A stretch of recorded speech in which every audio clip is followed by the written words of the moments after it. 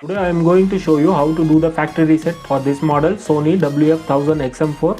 This is not the ordinary reset, this is factory reset. This will delete the pairing information in the smart device as well. So I am going to show you how to do the factory reset in a manual way, because there are two ways. One, you can use the Sony app to do factory reset, and the other one is the manual one. Using the hardware you can do the factory reset. So I am going to show you the hardware method to do factory reset. So alright, now I am going to do it for you. So before resetting, I want to tell you what will happen if you do factory reset. So once the factory reset is done, this light will be blinking for 4 times. The green light will blink for 4 times. First the red color will blink, then following by 4 times green light.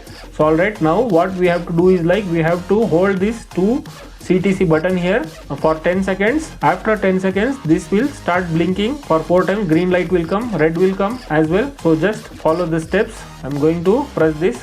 So first we have to open this case and we have to hold this CTC button here for 10 seconds. So I'm holding now. You can notice here the light will blink after 10-12 seconds. So this is the way, you can see the light was blinking. So this is the way to do factory reset for this Sony WF-1000XM4.